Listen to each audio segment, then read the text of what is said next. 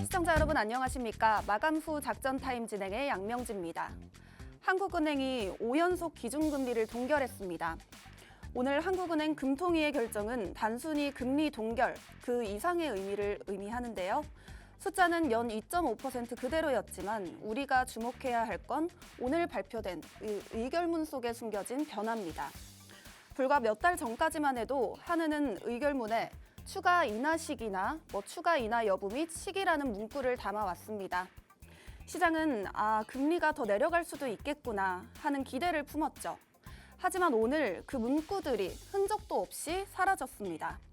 이 말 한마디의 실종이 시사하는 바는 명확합니다.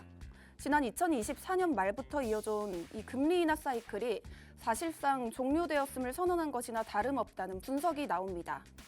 한국은행이 이렇게 신중한 자세로 돌아선 이유는 크게 세 가지입니다. 첫째, 환율입니다. 최근 원달러 환율이 다시 1,400원대 중후반까지 치솟으며 물가를 다시 자극할 우려가 커졌습니다. 둘째, 성장세의 반등입니다. 반도체를 중심으로 수출이 견조하고 소비 회복세가 나타나면서 금리를 더 내려 경기를 부양할 필요성이 줄었습니다. 마지막으로 가계부채와 부동산입니다. 수도권 주택가격은 여전히 높은 오름세를 유지하고 있어 섣부른 인하가 우려가 되고 있다는 건데요. 시장은 이미 민감하게 반응하고 있습니다. 이창용 총재가 지금 금리가 중립 수준이라고 언급한 이후 채권 금리가 요동치고 있는데요. 금리 인하라는 따뜻한 바람을 기대했던 시장에 한은이 긴축적 동결이라는 이 차가운 현실을 던진 셈입니다. 결국 앞으로 금리가 더 내려가긴 어렵겠구나라는 인식이 굳어지면서 대출자들의 부담은 당분간 지속될 것으로 보입니다. 정책의 마침표가 찍힌 것인지 아니면 긴 쉼표의 시작인 것인지 이제는 금리 인하 기대감보다는 고금리의 장기화에 대비해야 할 시점입니다. 오늘 시장과 관련해서 탄탄한 투자 전략 세워주실 두 분의 전문가 모셨습니다. 오늘 함께하시는 코치님은요, 김태준 코치님과 조준진 코치님이십니다. 코치님과 함께하는 작전 타임 참여 방법 안내하겠습니다. 하단에 있는 QR코드 스캔하시면 링크가 뜹니다. 그 링크 클릭하시면 코치님들이 계시는 작전 타임 커뮤니티로 이동할 수 있으니까요. 많은 입장 부탁드립니다. 그럼 저는 코치님들과 함께 다시 돌아오겠습니다.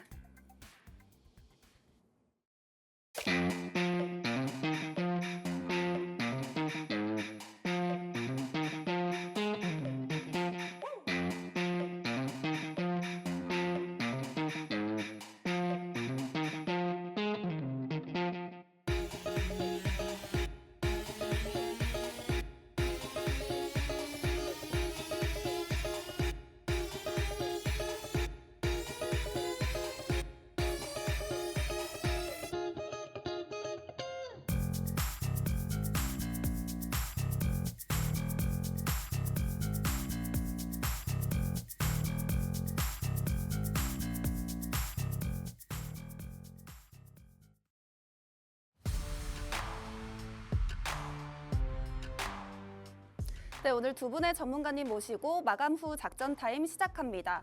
오늘 한국 국내 증시에 대해서 코칭해 주실 조준진 코치님과 암호화폐 시장에 관해서 코칭해 주실 김태준 코치님 모셨습니다. 코치님 어서 오세요. 네, 조준진 코치님부터 한 분씩 간단하게 자기소개 부탁드릴게요. 예, 반갑습니다. 예, 조준진 전문가입니다. 자, 우리나라 오늘 국내 증시 사상 최고치를 가고 있는데요. 이에 어떻게 우리가 매매를 해야 되는지 잠시 후에 제가 자세하게 알려드리도록 하겠습니다. 네, 김태준 코치님도 소개 부탁드릴게요. 네, 안녕하세요. 오늘도 어김없이 여러분들에게 이 암호화폐 시장에 대해서 어떠한 이슈들이 기간 있었는지 그리고 어떻게 우리가 대응해야 될지 특히 최근에 암호화폐가 비트코인이 크게 올라오고 있는 상황이기 때문에 이 부분에 대해서 조금 집중적으로 안내 드릴 거니까요. 네, 채널 끝까지 고정해 주시기 바랍니다. 네, 오늘 국내 증시 코스피 지수 정말 대단합니다. 오늘도 10거래일 연속 상승으로 마감했고요. 4,797이라는 숫자를 확인했습니다.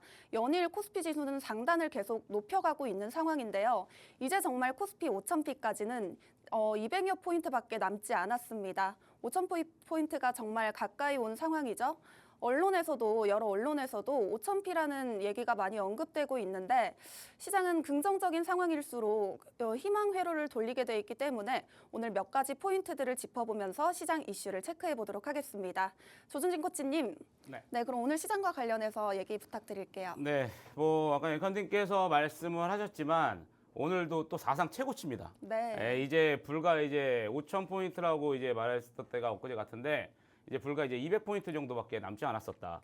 이렇게 보고 있는데 저는 뭐 조만간 이제 5,000포인트 정도는 역사적인 터치를 하지 않을까 좀 보고 있고요. 지금 같은 뭐 기세라면은 뭐 1월 내에 금방 터치를 할 것 같은 느낌이 듭니다. 일단 오늘 같은 경우에는 일단 기관이 이제 주도를 하는 모습이었었죠. 기관이 시간이 가면 갈수록 이 매수세가 좀 강해지면서 1조 3천억 넘게 좀 매수를 하는 모습을 보여줬었고 외국인도 이제 시간이 지나면서 약간 좀 이렇게 양전하는 좀 모습을 보여주었는데 최근에 들어서는 이제 좀 기관들이 조금 시장을 좀 이끌고 있는 좀 모습이거든요. 그렇기 때문에 좀 우리가 이제 기관들의 수급이 다음에 그런 외국인들이 그 수급을 받아줄 것이냐 안 받아줄 것이냐가 이제 향후에 우리나라가 이제 5,000포인트를 넘어서 더 갈 것인지 아니면 일시적인 또 조정을 받을 것인지 여러분들이 거기에 대해서 좀 포커스를 좀 맞춰주시면 좋을 것 같겠다라고 생각이 듭니다. 네, 오늘 시장 또 한 가지 포인트가 포착됐습니다. 삼성전자 일중과 이 코스피 일중을 대조해보면 흐름이 딱 맞아 떨어졌는데요. 이렇게까지 막판 들어 스퍼트를 낼 수 있었던 건 외국인들의 환율 급등에도 삼성전자의 매수세 확대가 되겠습니다. 이 포인트는 어떻게 보시나요? 일단은 지금 반도체 같은 경우에는 이제 오후에 오늘 금요일 오후 3시였었죠. 대만의 TSMC 실적 발표가 이제 예고되어 있었는데 서프라이즈가 나왔습니다. 4분기 서프라이즈가 나왔어요. 그러면서 오전에도 이제 보셨다시피 아무래도 이제 제가 이따가 좀 차트를 좀 같이 좀 보시면 좋으실 것 같은데 보게 되면은 하이닉스 같은 경우에도 오전장 같은 경우에는 계속 보합권에 있다가 오후 들어서부터 좀 올라오는 모습을 보여줬거든요. 삼성전자도 마찬가지고요.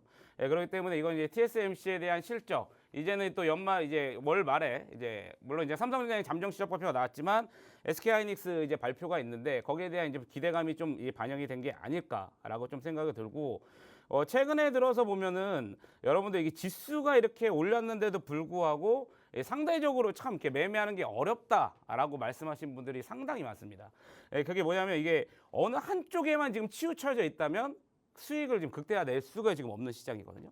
그러니까 보유를 안 하고 있으면 오전장에 워낙 강하게 세게 치고 나가는 모습이기 때문에 어영부영하면 이게 쫓아가지를 못합니다. 그리고 반대로 또 이걸 쫓아가다 보면 다음날 곧바로 다른 섹터가 지금 주도를 하는 부분이기 때문에 여러분들에서 이렇게는 제가 그래서 오늘 아까 전에도 이제 말씀을 드리겠지만 작전보다는 좀 골고루 이 주전들을 누구 한 명에 의존하지 말고 골고루 계속 배분을 좀 해 나가는 물론 이제 비중을 좀 적정하게 이제 나눠놓고 거기에 따라서 여러분들이 좀 주도 섹터인 뭐 반도체라든가 로봇, 조선 방산 같은 등에다가 여러분들이 어느 정도 비중을 좀 실어놓고 이렇게 기다려야지만 수익을 좀 창출할 수 있는 부분이지 이 시장에 움직이는 대로만 쫓아가다 보면 상당히 잦은 매매를 하다 보면 오히려 손실이 커질 수가 있다. 그러니까 여러분들 그런 이제 너무 왔다 갔다 하는 매매보다는 비중을 포트를 좀 해보자라고 좀 말씀을 드리겠고 이제 1월 말까지 하면 이제 4분기 이제 실적 발표의 기대감들이 있는 거거든요. 그럼 1월 말이 되면 이제 실적 발표에 대한 기대감이 어느 정도 낮아질 겁니다.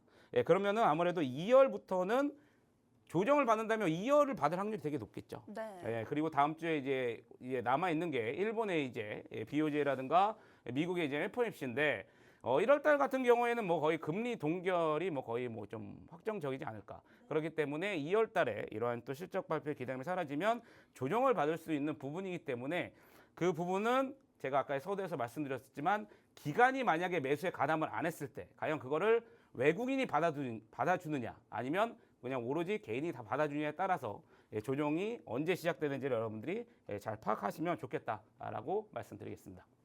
네, 포트폴리오를 각 섹터별로 골고루 분산해서 가져가자는 언급해 주셨습니다. 하단에 있는 QR코드 스캔하시면 더 탄탄하게 투자 전략 세워드리고 있으니까요. 바로 입장해 주시면 되겠습니다.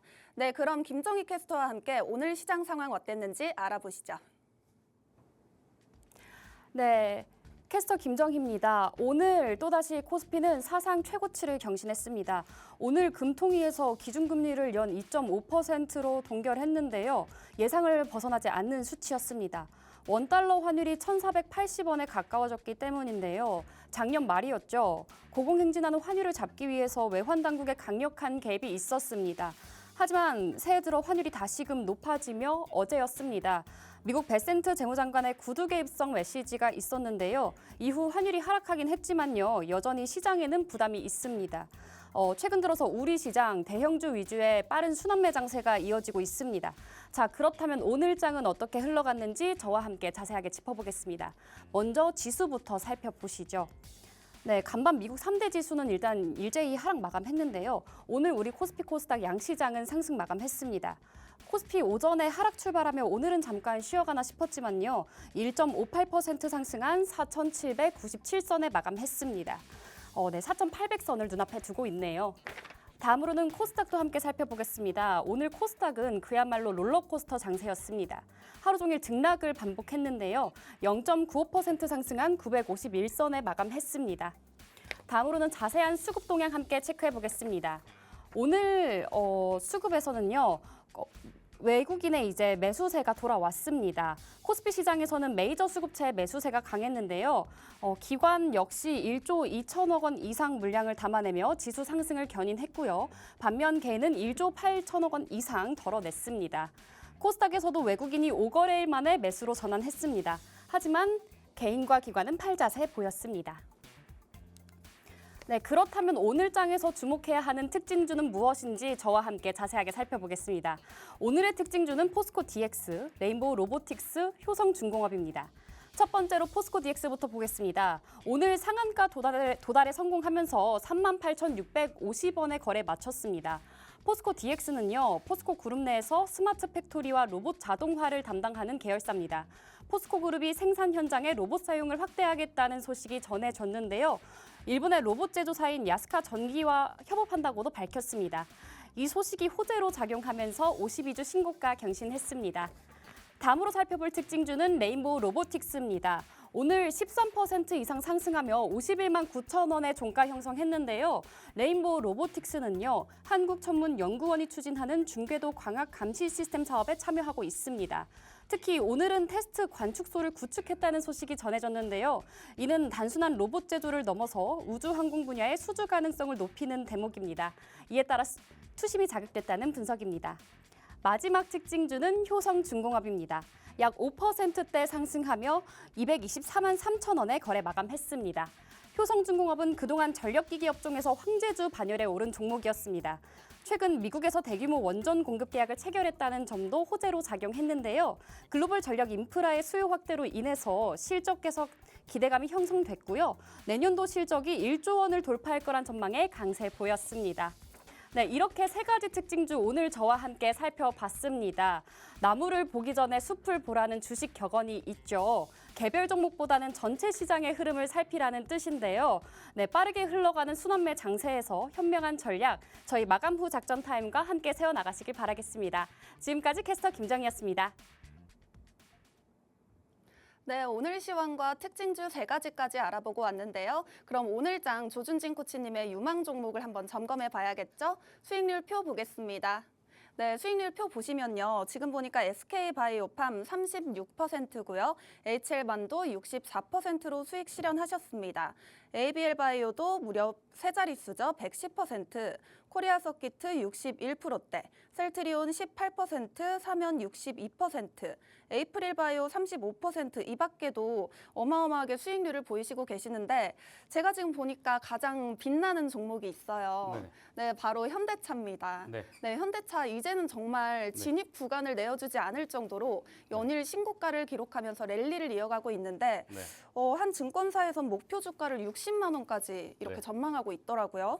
그 말은 즉 이제야 상승 랠리의 시작이다라는 건데 이 상승은 어디까지 이어질 수 있을까요? 저는 일단 제가 저번 주에서도 이제 나와서 이제 말씀을 드렸었지만 현대차가 이제 우리가 알던 현대차가 아니다. 그러니까 상호 변경도 해야 되지 않을까 할 정도로 이제 자동차의 이제 섹터가 아니고 거의 이제 로봇과 관련된 이제 소프트웨어에 관련된 그런 이제 업종이라고 좀 보시면 될 것 같습니다. 그래서 뭐 계속 오르고 저번 주에 방송 나와서도 계속 일단 보유하자라고 좀 말씀을 했는데 아직까지 홀딩을 좀 하고 있고 지금 뭐 차트상 기술적으로만 봐도 뭐 계속 올라가기 때문에 5일선이 뭐 깨지지도 않았어요. 뭐 닿지도 않는 모습이기 때문에 네. 일단 이제 계속 지켜보면 좋겠다 좀 말씀을 드렸었고 이전부터 이제 작년이었었죠. 작년부터 여러분들이 좀 아셔야 되는 게 이 주식이라는 게 뭐 단순히 그냥 그 차트적인 이 부분만 보고는 여러분들이 판단할 수는 없어요. 어쨌거나 이제 경제적인 이제 부분이기 때문에 우리가 그 다음에 어떠한 일정들 그럼 그 일정에서는 또 어떠한 이 상황들이 발생되고 그 상황들을 과연 기관과 외국인들은 어떻게 판단할지를 우리가 어떻게 보면 그걸 분석을 하고 좀 예측을 해서 좀 해야 되는 부분이 있는데 작년 같은 경우에 제가 이제 아까 전에 수익률을 좀 보면은 바이오하고 이제 로봇 관련주들이 이제 올해 1월에 있었었던 네. CS와 이제 JP 모건 헬스케어가 있었죠. 그렇기 때문에 그쪽 부분에 대해서 좀 집중을 좀 했던 부분인 거고 그렇기 때문에 먼저 이제 현대차 같은 경우에도 현대차 관련 계열사인 이제 HL 만동 같이 먼저 이제 움직였었죠. 네. 예, 물론 액추에이터 만들고 그런데도 불구하고 현대차가 안 움직였단 말이에요. 네. 시장은 계속 올라가는데도 불구하고 우리나라에 그래도 한 축을 갖고 있는 현대차가 안 움직였다가 최근 들어 오히려 CS가 나오고 나서 혹평을 받았었죠. 네. 오히려 앞을 최고의 났어요. 지금 여하튼 로봇 상을 또 바꾸면서 이제 현대차가 오히려 이 1월 달 들어서 우리나라의 지수 견인하는 모습이 아닐까. 이에 따라서 뭐 여기에 관련된 이 로봇 관련 섹터들이 뭐 강한 모습을 보여줬었고 뭐 이따가도 좀 잠깐 언급을 드리겠지만 오늘 뭐 로봇 섹터들 그냥 로봇자만 붙고 로봇만 관련된 아까 전에 우리 캐스터님께서 말씀하셨지만 포스코 DX도 이 포스코 관련돼서의 로봇이 연결돼 있기 때문에 오늘 또 상한가 들어가는 모습이에요. 네. 예, 그렇게 움직였던 종목들이 아닌 거고 마찬가지로 뭐 레인보우라든가 오늘 로보티지 같은 이 부분들이 오늘 좀 강한 모습을 보여주었다. 그렇기 때문에 현대차 같은 경우에는 우리는 일단 계속 지켜보자. 5일선이 뭐 꺾이기 전까지는 보유하고 계신 분들은 계속 쭉 가져가도 무방하다라고 좀 말씀을 드리도록 하겠습니다. 네, 다른 로봇 섹터도 혹시 리뷰 함께 부탁드릴 수 있을까요? 로봇 섹터들 같은 경우에는 이제 아까 전에 제가 이제 말씀드렸지만 뭐 레인보우 로보틱스 같은 경우에도 오늘 강한 되게 모습을 보여주었었죠. 네. 이런 부분들 거의 이제 뭐 다시 신고가를 좀 돌파하기 위한 좀 모습을 좀 보여주고 있었고 마찬가지로 아까 전에도 말씀드렸었지만 이제 로보티즈 같은 경우에도 오늘 좀 그 전에 이제 많이 올랐었지만 오늘도 한 8% 정도 좀 상승을 했고 기타 이외에 이제 관련 로봇 관련 섹터들이 좀 강한 모습을 보여주었었는데 오늘 이제 뭐 로봇 관련 섹터들 같은 경우에는 뭐 뉴스들이 연일 나오고 있는데 오늘 같은 경우에는 뭐 이제 삼성전자 네. 또 LG전자 같은 이제 그런 데 투자한다 전략적 투자자로 어디에 인공지능 스타트업에 이것도 말하면 약간 좀 길어질 수가 있는데 네. 이제는 그냥 단순한 로봇이 아니고 이 로봇을 하고 있는 이제 파운데이션 모델 그러니까 브레인이라고 할 수 있죠. 네. 이쪽에 이제 먼저 선점을 해야 된다라고 좀 생각을 하고 있다. 삼성전자라든가 이제 대기업들이 좀 그렇게 보시면 좋으실 것 같겠고요. 그렇게 보시면 좋으실 것 같겠습니다. 네. 주식은 이 차트적 분석뿐만 아니라 기본적인 분석까지 봐야 한다고 말씀해 주셨습니다. 이 밖에도 더 다양한 상승 종목 많이 있으니까요. 하단에 있는 QR코드 스캔하시면 더 자세하게 이 상승 종목 함께 받아보실 수 있습니다. 네, 그럼 다음으로는 오늘장 돋보였던 섹터 3가지 보도록 하겠습니다. 오늘 첫 번째 섹터는요, 로봇 섹터고요. 두 번째는 조선, 세 번째는 하나그룹주 섹터입니다. 첫 번째 섹터 로봇 보겠습니다. 삼성전자와 LG전자가 미국 로보틱스 인공지능 스타트업에 투자에 참여했다는 소식이 나왔죠. 오늘 라우로보틱스, 휴림로봇 등 폭등세를 보여주면서 오늘장 로봇 섹터가 전반적으로 강했습니다. 로봇주가 점점 고점을 높여가는 상황에서 어디까지 더 높아질 수 있는 걸까요? 물론 이제 로봇 관련주들 뭐 계속 상승을 하기 때문에 아까 전에 말씀드린 것처럼 우리가 계속 꺾일 때까지는 꺾인 게 아니다라고 네. 좀 지켜보면 좋으실 것 같겠고 지금 앵커님께서 말씀하신 것처럼 오늘 좀 뉴스가 나오면서 이 대삼성전자와 LG전자들이 전략적 투자자로 참여를 한다라고 언급이 딱 나오면서 오늘 일제히 그냥 장 시작과 동시에 로봇 관련주들이 되게 강한 모습을 보여주었었는데 뭐 일단 뭐 여러분들 뭐 로봇 관련주에 대해서 워낙 많이 뭐 이야기를 듣고 그렇기 때문에 삼성전자, LG전자의 방향성에 대해서 좀 잠시 좀 언급을 좀 드리면. 네. LG전자 같은 경우나 이제 LG전자 같은 경우에는 이제 CS에서 언급을 했었죠. 홈 로봇, 네. 가정용 로봇 이쪽에 좀 치중을 하는 모습을 좀 보이고 있고 네. 여러분들이 약간 그러면 삼성은 왜 로봇 출시를 안 하냐? 네. 현대차 같은 경우는 출시를 해갖고 그렇게 하고 있고 LG도 지금 하고 있고 중국 기업들도 다 계속 지금 로봇들을 출시하고 있는데 네. 삼성은 그럼 왜 안 하고 있느냐라고 이제 퀘스천 마크가 있을 수가 있어요. 네. 레인보우 로보틱스를 갖고 있음에도 불구하고. 근데 이제 삼성 같은 경우에는 약간 이거 이제 노태무 그 부회장이 이제 언급한 데서 보면 그러니까 로봇을 만들어서 판매한다는 그런 사고는 좀 없는 것 같아요. 오히려 우리가 어떠한 이제 그 활용하는 데 있어서 이 생산하는 데 있어서 이 공정의 그 로봇을 산업적으로 예, 활용을 해서 비용을 절감하겠다라는데 이 삼성 같은 경우에는 좀 포커스를 예, 많이 높이고 있다. 예, 그렇게 좀 보시면 되기 때문에 네. 뭐 많은 시청자분들이 와, 삼성은 로봇도 안 만드는데 뭐 이렇게 계속 이렇게 떠드느나 네. 이렇게 궁금해하실 수 있는데 네. 삼성 측은 예, 완제품이 아니라 이 공정상에서 예, 경쟁력 강화를 위해서 예, 투입을 한다. 이렇게 좀 보시면 좋으실 것 같기 때문에 어차피 이제 로봇 관련주들 우리가 계속 한번 예, 지켜보자. 이렇게 좀 말씀을 드리도록 하겠습니다. 네, 삼성전자가 왜 로봇 산업에 뛰어들지 않는지, 왜 홈로봇을 생산해내지 않는지 궁금해하시는 시청자분들 많으셨을 텐데요. 하단에 있는 QR코드에서 더 자세하게 투자 전략 그리고 이슈 도와드리고 있으니까요. 바로 입장해 주시면 되겠습니다. 다음 섹터 보겠습니다. 다음은 조선 섹터입니다. 네, 조선 하나오션이 초대형 원유 운반선 세척 수주 소식이 있었고요.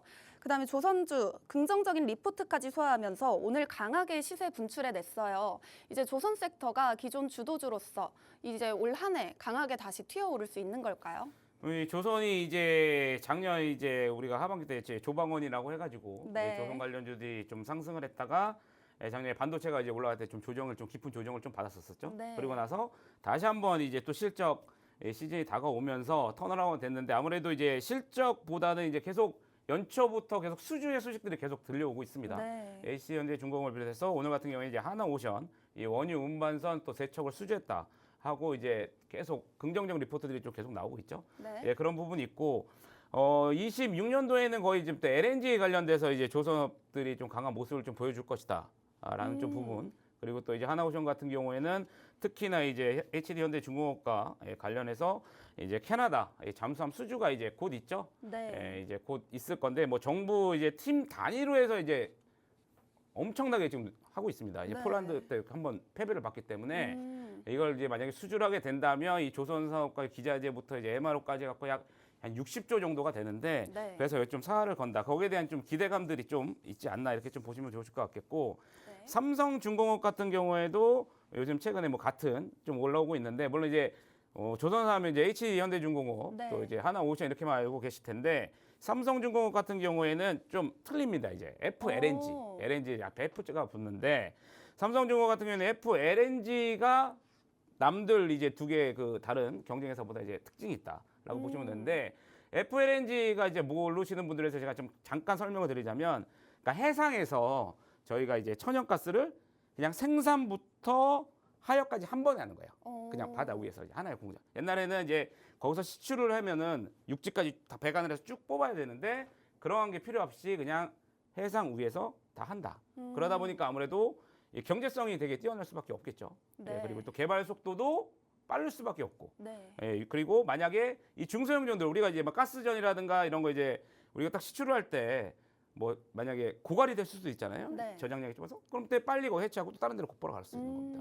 예, 그렇기 때문에 되게 그러한 좀 유연성이 있다. 그렇기 때문에 삼성중공업 같은 경우에도 여러분들이 이 눈여겨 보실 때는 하나오션과 HD현대중공업과는 다르게 이 FLNG 이쪽에 지금 수주와 여기에 따른 이 사업 실적이 어떻게 나오는지를 여러분들이 좀 같이 보시면 좋으실 것 같겠다. 이렇게 말씀드리도록 하겠습니다. 네, 좋습니다. 코치님, 오늘장 조선 섹터가 강했잖아요. 네. 근데 요즘 보니까 조선 섹터와 반상 섹터 함께 가더라고요. 네. 이건 어떻게 보시나요? 아무래도 이제 제가 이제 저번 주에도 말씀을 드렸었지만 요새 방산이 올라가는 게 물론 이제 지금 국제적 정세가 지금 상당히 안 좋지 않습니까? 네. 지금 뭐 이란 같은 경우에는 언제 터질지 모르는 지금 시한 폭탄 같은 부분 이러한 부분들이 좀 계속 발생하기 때문에 방산에 대한 각국의 투자는 계속 늘어날 거다라고 이제 됐기 때문에 방산이 좀 올라가는 부분이 있었고 네. 이 미국 같은 경우에도 이제 방위비 투자할 때 어디다 그럼 더 많은 투자를 할 것이냐? 네. 특히 이제 해군 쪽에다 더 많은 방위비를 증대하겠다. 그러기 위해서는 당연히 이제 함선이라든가 네. 거기에 대한 이제 수리에 관련된 부분이 있기 때문에 이 방산과 지금 이제 조선 섹터가 이렇게 같이 올라가는 좀 모습을 좀 보인다. 이렇게 네. 보시면 좋으실 것 같겠습니다.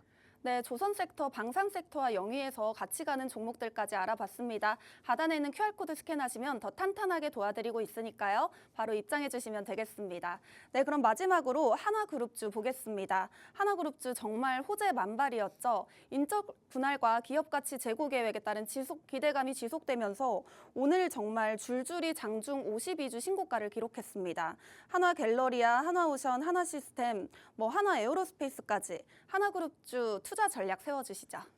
일단 이제 하나 같은 경우에는 하나그룹주가 이제 어제 나온 소식이었었죠. 인적 분할 통해서 이제 존속법인과 신설법인으로 이제 두 개로 나누겠다 이렇게 하면서 하나 같은 경우에도 이제 신고가 거기서 이제 가장 수혜를 많이 봤던 게 어떻게 보면 이제 하나 시스템이라고 할 수 있겠죠. 네. 하나 시스템이 이제 한번 하고 나서 조정 받을 때가 됐는데 조정 안 주고 지금 날아갔거든요. 네. 아무래도 이제 하나의 그룹 이런 이제 인적 분할에 대한 이슈가 좀 나오면서 이 강한 모습을 좀 보여주었었는데 그럼 만약에 여러분들 이제 원래 이제 있었던 이제 방산이라든가 이 조선해양 또 에너지 금융 이런 거 같은 경우에는 원래 있었던 존속법인이에요. 이건 이제 그대로 이제 놔두고 반대로 이제 신설법인으로 나가는데 제가 만약에 시청자분들 좀 모를까봐 이제 간략하게 좀 제가 정리를 해왔는데 존속법인 같은 경우에 이제 방산하면 이제 하나 에어로스페이스 있죠. 네. 또 에너지하면 이제 하나 솔루션, 또 금융하면 하나 이제 생명보험이 있습니다. 그래서 이 핵심 계열사들. 근데 하나 에어로스페이스가 이제 대주주로 있는 게 하나 시스템이랑 하나 오션이죠. 네. 그러니까 이걸 묶어서 이제 존속법인으로 있는 거고 이제 새로운 거 같은 경우에 이제 테크 쪽 이제 하나 비전이라든가 하나 이제 물류 관련된 하나 모멘텀 그리고 또 하나 세미텍, 하나 로보틱스 같은 이 테크 부분 그리고 이제 호텔 앤 리조트라든가 이제 새롭게 인수했던 이제 아오홈 그리고 또 연일 또 상한가 가고 있는 네. 하나 갤러리아 백화점 쪽 하고 있는 이쪽으로 유통 쪽으로 해서 이 두 가지 테크와 유통 쪽을 묶어서 신설 법인으로 이제 만들었다. 네. 그렇기 때문에 아무래도 이 신설 법인 쪽에 대한 이제 좀 투자가 더 나오지 않을까라는 네. 기대감들 쪽에서 때문에 이 하나 전반적인 이제 그룹이 상승을 했는데 이하더로서 또 이제 4천억 규모의 또 이 자사주 소각도 병행을 한다기 때문에 뭐 존속법인 뭐 계속하니까 여기 올라가는 거죠. 네. 예. 아무래도 여기에 대한 이제 기대감들이 좀 올라오기 때문에 근데 이제 뭐 이거 같은 경우에는 조금 이제 눌러주는 타이밍이 그 전에 있었다면 좋았을 텐데 네. 그 전에 올라가는 도중에서도 또 오작을 하니까 이거는 제가 봤을 때는 좀 만약에 추격 매수는 조금 자제를 하셨으면 좋겠다. 예, 그렇게 좀 보이기 때문에 아래 하단에 이따가 이제 QR코드 나오시면 QR코드 찍고 들어오시면 이 하나 그룹주 관련대들 타점들 한번 제가 좀 말씀을 드릴 테니까요. 많은 참여 부탁드리도록 하겠습니다. 네, 이슈에 급등세가 나온 하나그룹주입니다. 이 불기둥에 올라타기보다는 조금 관망해보자는 전략 세워주셨는데요. 하단에 있는 QR코드 스캔하시면 하나그룹주 더 자세하게 투자 전략 세워드리고 있으니까요. 바로 입장해주시면 되겠습니다. 네, 그럼 다음으로 조준진 코치님의 히든 종목 선수 한번 들어봐야겠죠? 네, 오늘 반도체 선수 들고 왔다고 네네. 하셨는데 혹시 소부장 종목일까요? 네, 맞습니다. 오늘의 베팅 종목은 이제 우리 아까 전에 이제 장 마감 전에 네. 이제 파운드리 업체인 대만 HSMC 실적이 잘 나왔었잖아요. 네, 맞습니다. 그럼 우리나라의 또 삼성전자 파운드리에 대한 또 기대감들도 계속 살아날 수밖에 없는 부분이기 때문에 거기에 관련돼서 제가 갖고 온 종목은 이제 원익 QNC입니다. 예, 원익 QNC인데요. 이 메모리 업황 개선에 따른 이제 커츠 부분의 성장이 될 수가 있고요. 또 요새 이제 핫한 이제 오토모티브 이 반도체 시장이 또 회복이 되면서 이거에 대한 자회사 MT홀딩스가 있는데 거기에 대한 수익성의 이제 개선을 우리가 좀 볼 수가 있다. 이렇게 보시면 좋으실 것 같겠고 TSMC라든가 이 램리서치에 대한 이제 판매가 계속 호조가 되고 있고요. 마찬가지로 아까 서두에서 말씀드렸던 이 삼성전자 이 파운드리 가동률 개선이 이 실적에 이제 긍정적으로 기여할 전망이다. 이렇게 보시면 좋을 것 같고 1분기 전망 같은 경우에 매출액이 2,400억 정도, 또 영업이익이 이제 159억 정도로 이 분기 대비 좀 크게 좀 성장을 할 것이다라고 했기 때문에 원익 QNC를 좀 갖고 왔는데 이 차트 한번 같이 보시면 이전에 2024년도에 이제 크게 4만 원대까지 한번 고점을 찍은 이후에 주가가 15,000원까지 조정을 받았습니다. 그리고 나서 최근에 들어서 이 반도체 소부장할 때 좀 올랐었는데 뭐 크게 올라온 것도 아니에요. 네. 솔직히 올라오지도 못했습니다. 그렇기 때문에 지금 이제 상단 추세 라인들을 타고 좀 올라가는 부분이기 때문에 여러분들이 좀 이제 관심 있게 좀 지켜보시면 좋지 않을까 이렇게 보시면 좋으실 것 같겠고 마지막으로 이제 수급을 봐도 제가 아까 전에 이제 2시 정도에 이제 제가 캡처한 부분인데 최근에 들어서 기간 수급들이 좀 들어오면서 특히나 이제 연기금들의 수급이 좀 계속 들어오고 있다. 대부분 이제 연기금들의 수급들이 들어오면 어느 정도 좀 좋은 결과가 나오는 경우가 되게 많아요. 그렇기 때문에 연기금들의 좀 수급이 들어오는 모습을 여러분들이 좀 염두에 두면서 원익 QNC 여러분들도 한번 좀 관심 있게 보시면 좋으실 것 같겠고, 이 하단에 QR코드 찍고 들어오시면 원익 QNC 언제 여러분들 공략을 해야 되는지 또 제가 상세하게 알려드리도록 할 테니까요. 많은 참여 부탁드리겠습니다. 네, 좋습니다. 오늘 오후 방송 시작 전에 TSMC의 호실적이 발표됐죠. 이에 관해 오늘 반도체 관련주 들고 와 주셨습니다. 원익 QNC의 이 매매 타점과 투자 전략 궁금하신 분들은요. 하단에 있는 QR코드 스캔하시면 꼼꼼하게 도와드리고 있으니까요. 바로 입장해 주시면 되겠습니다. 네, 잠시 뒤에는 비트코인 작전 타임을 진행합니다. 김태준 코치님이 비트코인의 현재 움직임과 이슈, 그리고 히든 종목까지 알려드리고 있으니까요. 우리 방송 끝까지 함께 하시죠. 네, 저희는 잠시 뒤에 다시 돌아오도록 하겠습니다.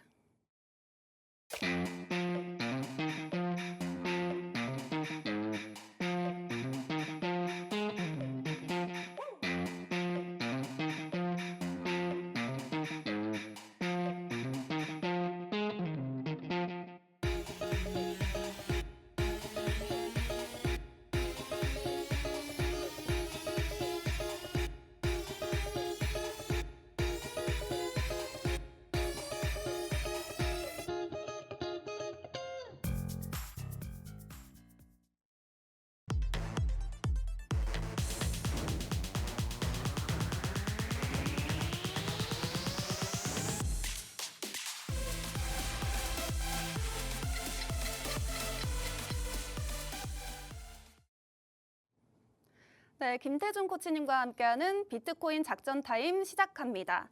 네, 오늘 새벽 한때 소폭의 조정을 보였는데요. 현재는 다시 1억 4,200만 원 선을 회복하려는 흐름을 보이고 있습니다.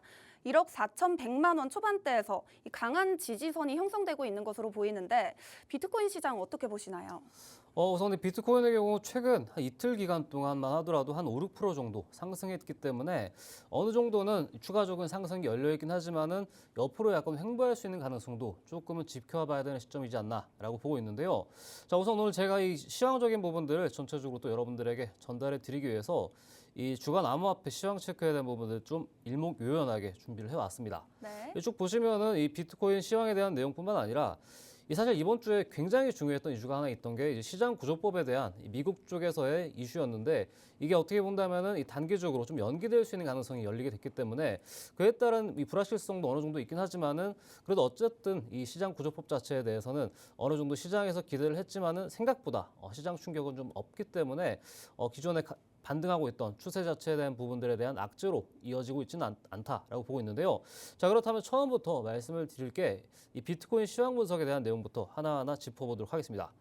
자, 우선 아까 전에도 짚어주셨는데 가격적으로 이 원화 기준으로 1억 4,100만 원 수준에 하고 있는 비트코인인데 이 달러 기준으로는 이제 96K, 이제 9만 6천 불 정도 선에서 이쪽 보시면은 일봉선 기준입니다. 일봉 기준으로 이 이평선 481선 저항에 지금 맞춰가지고 어느 정도 약간은 조정받을 수 있는 구간이 왔기 때문에요. 현재 만약에 비트코인을 조금 올랐는데 뒤늦게라도 따라서 사볼까라고 했던 분들은 조금은 기다려도 되는 시점으로 돌아오지 않았나라고 보고 있습니다.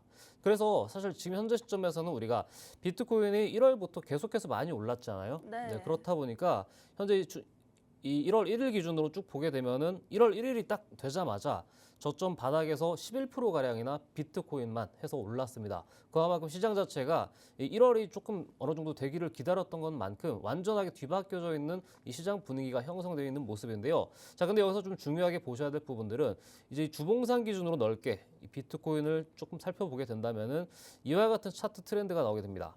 쭉 보시면은 이 선에서 이 상단 추세 라인과 하단 추세 라인을 봤을 때 주봉상 라인 기준으로는 완연하게 채널을 이탈했다가 다시 한번 이 복귀하는 모습 자체가 나왔기 때문에요. 만약 여기서 비트코인이 추세 상승을 출발하게 된다면은 최저점 부근에서 진입할 수 있는 기회가 아직은 열려 있다라고 보고 있기 때문에요.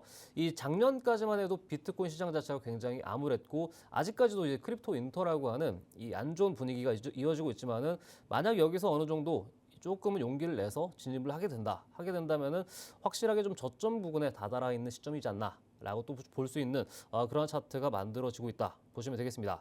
자, 이어서 여러분들께 또 오늘 말씀을 드릴 수 있는 부분이 이 비트코인 현물 ETF와 이 공포 탐욕 지수, 이 심리 지수 자체가 급격하게 최근에 이 변곡점을 지나고 있다라는 부분을 얘기를 드리고 싶습니다.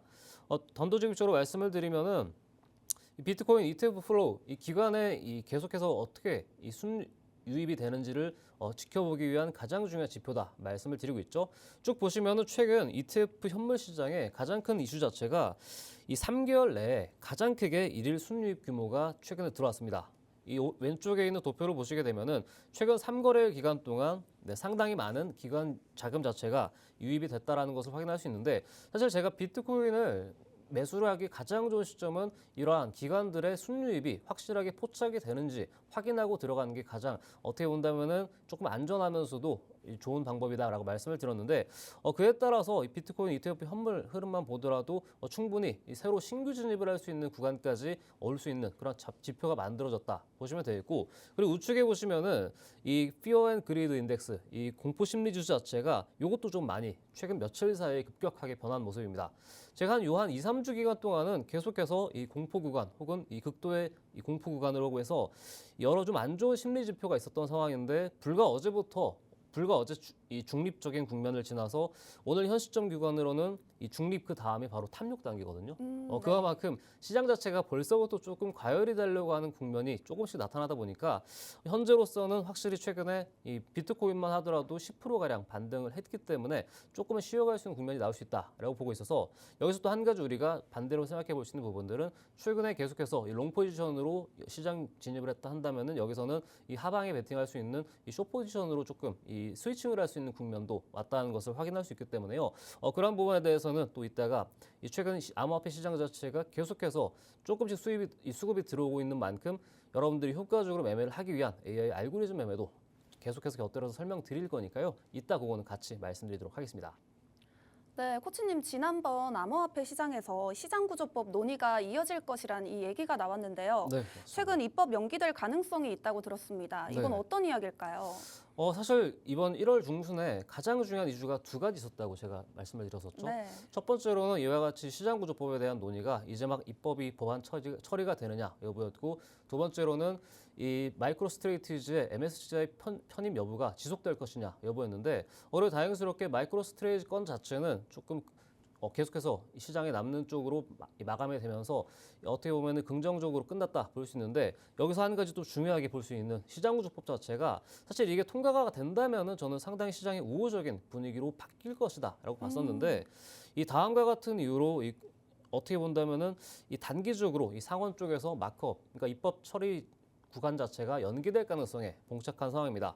이 내용을 쭉 보시면은 이 가장 큰 원인은 이 코인베이스 CEO 이 브라이언 암스트롱이 직접적으로 이번 이 시장구조법에 대해서 좀 반기를 들면서 여러 가지 반론을 들었는데, 이 내용을 쭉 보게 되면은 만약에 이 초당적인 관점에서 이러한 이 클래리티 법안, 이 시장구조법 자체가 통과되게 된다면은 이 지난해 스테이블 코인의 굉장히 중요한 법안이었던 지니어스 법안을 이끌 굉장히 큰 화두가 될 것이다라고 봤는데, 근데 자세히 이 법안을 읽어봤더니 여러 가지 문제점이 있었다라는 겁니다. 이 내용을 좀 살펴보면은 우선 최근에 우리나라뿐만이 아니라 전 세계적으로 이슈가 되고 있죠. 바로 이 증권 토큰화 관련된 STO 관련해서 오히려 이게 조금 더욱더 규제가 될 수 있다라는 이슈가 있었고, 이 외적으로 디파이가 확실하게 이 제한적으로 차단될 수 있는 조금 안 좋은 악영향을 미칠 수 있는 그런 여지도 있다라고 얘기를 하고 있고, 그리고 더욱이 이 상품 선물 거래소 위원회죠.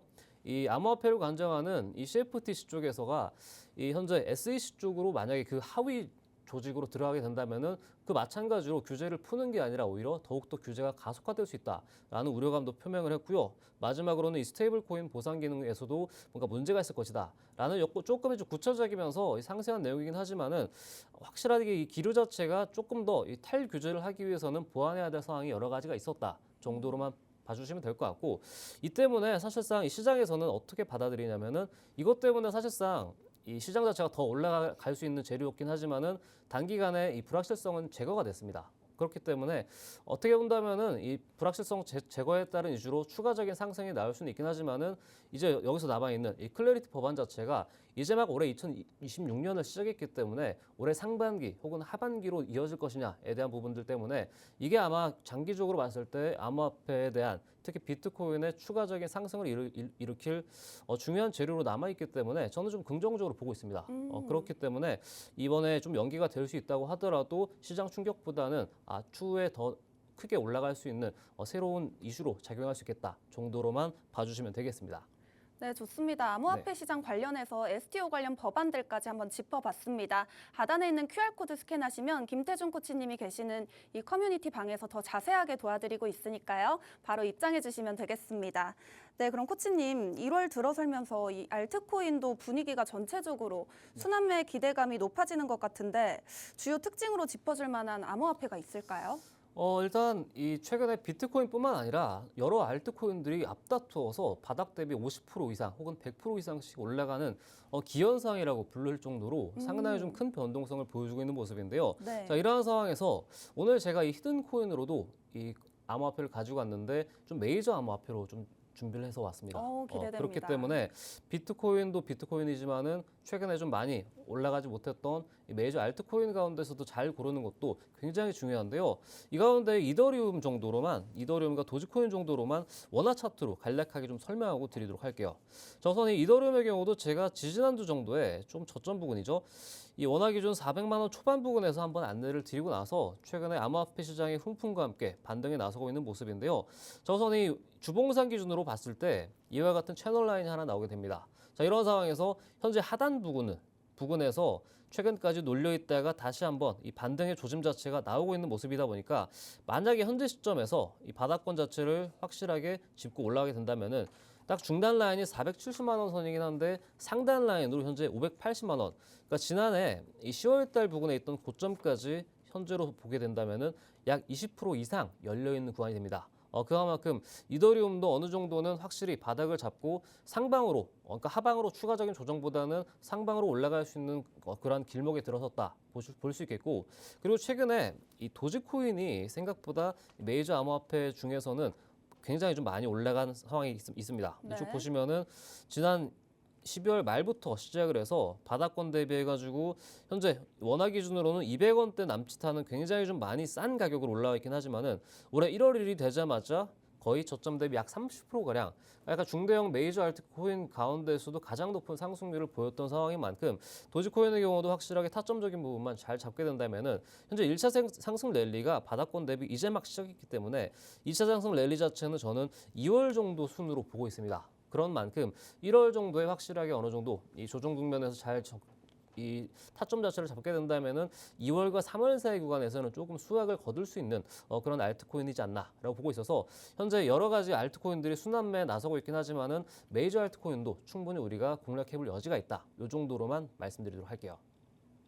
네, 메이저 알트코인까지 정말 기대가 됩니다. 네, 또 보시면 비트코인이 최근 상승 분위기가 좋은 것 같은데요. 매매 방법이나 전략에 대해 한 말씀 간단하게 부탁드릴게요. 아무래도 제가 항상 이 시장 자체가 어느 정도 상승장에 다가오는 시점마다 항상 말씀드리는 부분이 이 시장 자체가 올라가는 건 좋은데 계속해서 좀 단기 트레이딩으로 좀 접근하시다가 조금 크게 오히려 손실을 보거나 하는 경우를 좀 심심찮게 접하는 경우가 많은데요.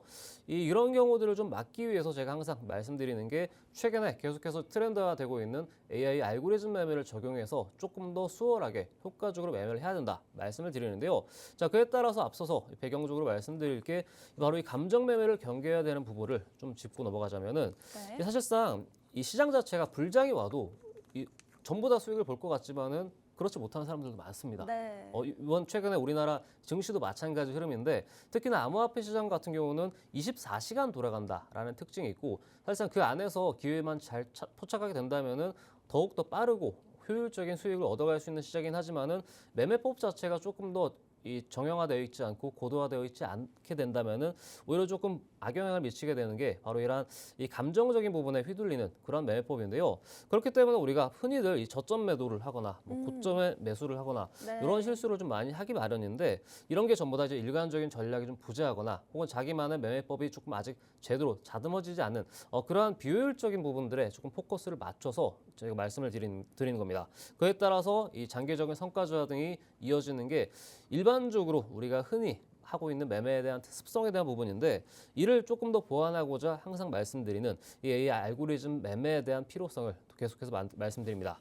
이 오른쪽 사전을 보게 되시면은 이와 같이 전략이 따로 있고 그리고 이 코인을 설정하고 하는 칸 자체가 따로 있으면서 이 안에서 설정값에 따라서 여러분들께서 이 자동으로 AI 알고리즘 매매에 어떻게 보면 약간 위탁을 해서 내 안에 이 개인 비서가 매매를 하듯이 할 수 있는 그런 이 프로그램을 뜻하는 건데요. 이 내용을 보시면은 이 데이터 기반의 의사결정을 한다라는 게 일반적인 매매하는 것과 조금 다르다라고 말씀을 드리겠고 이 통계적 우위, 이 프로바빌리티 엣지라는 것을 바탕으로 확실하게 모든 데이터를 가지고 이 최근에 뭐 인공지능에 대한 부분들이 계속해서 많이 쓰이고 있는데 아마 그러한 부분들이 가장 크게 쓰이고 있는 부분이 바로 이러한 트레이딩적인 부분인데 이러한 부분을 확실히 좀 강점을 갖고 있다 말씀을 드리겠고 이 특히나 이 암호화폐 시장의 경우는 이 증시와는 좀 다르죠.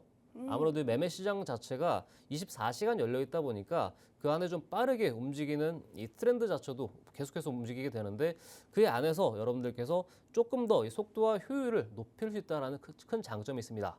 이따가도 말씀드리겠지만은 이 AI 알고리즘을 쓰게 된다면은 조금 더 일반적인 사람이 매매하는 것보다 많은 매매를 하게 되고 그에 따른 이 매매 빈도의 증가에 따른 이 성공률만 높게 된다면은 복리 수익률을 가져갈 수 있다는 그러한 장점이 있는데 그에 따라서 리스크 관리도 자동화될 수 있는 그러한 AI 알고리즘이다라고 말씀을 드리는데요. 이거는 이제 여러분들께서 직접 한번 보시면서 말씀을 드려야 될 것 같은 게 제가 항상 이 자리에 나와서 강조드리는 부분이 있죠. 쭉 보게 되면은 이 전략적인 부분들이 상당히 좀 다양성이 있다라는 겁니다. 그만큼 이 확실하게 정형화되어 있는 이 타임라인 속에서 이 중기 혹은 단기냐 장기냐 해가지고 이 안에서 매매 방법을 조금 다변화할 수 있는 특징이 있겠고요.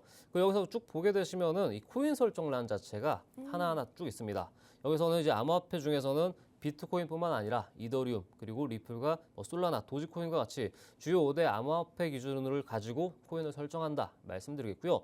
이 안에서 또 하나하나 레버리지 설정을 이제 1배에서 10배까지 최대 사용하면서 이 조금 더 여러분들께 이 조금 더 쉽게 할 수 있는 그런 매매법을 갖추고 있다 말씀드리겠고 외적으로도 이제 손절과 익절 그리고 비중 조절에 대한 부분까지 일괄적으로 한 번에 끝내고 나서 이 아래 제일 하단에 있는 이 자동 매매 시작이라는 버튼을 누르게 된다면은 말 그대로 24시간 내내 내가 잠자고 있는 시간에도 돌아가고 있는 그런 매매를 할 수 있는 AI 알고리즘 매매가 있다. 이렇게 조금 말씀을 드리겠고 오늘 마침 저희가 시간대가 좀 오후로 좀 늦게 시작됐잖아요. 네. 그런 만큼 현재 좀 시청해주고 계시는 분들이 좀 많지 않을까 싶은데 오늘도 어김없이 현착순 10분께 시청하고 계시는 10분께 이 대체 어떻게 활용되고 있는 이 AI 알고리즘 매매법인가에 대한 부분들을 조금 더 여러분들께서 쉽게 쓸 수 있게끔 선착순 10분께 한 5일 동안 시험 기간을 드리고 있으니까요. 관심 있으신 분들, 내가 현재 지금 비트코인을 진입을 해보고 싶은데 이더리움을 진입해보고 싶은데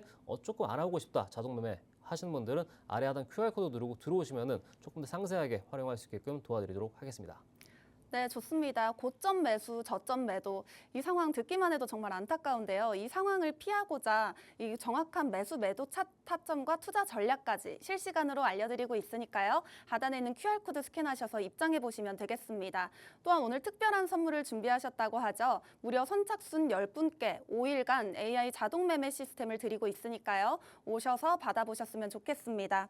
네, 그럼 코치님 최근 AI를 이용한 알고리즘 매매에 대한 수익률이 계속해서 높아지고 있다고 하는데 간단하게 한번 부탁드릴게요. 네, 벌써 시간이 이렇게 됐네요. 네. 지금 보면은 많은 분들께서 이제 매매 수익설에 대한 부분들에 대한 것을 또 질문을 주시기 때문에 제가 매주마다 업데이트를 해서 가지고 오는데 이번 주의 경우에도 마찬가지로 매매 빈도수 자체는 확실히 어느 정도 규모 자체는 늘어나고 있는데 수익률 자체도 확실히 47%대 각각 그리고 190%대 해가지고 이 종목 선정별 혹은 이 시간 이 설정별에 따라서 조금씩 달라지는 부분이 있긴 하지만은 기본적으로 50%대 혹은 100%대에 달하는 복리 수익률을 가져간다라는 그러한 장점이 있다라는 거 정도만 아시면 되겠습니다.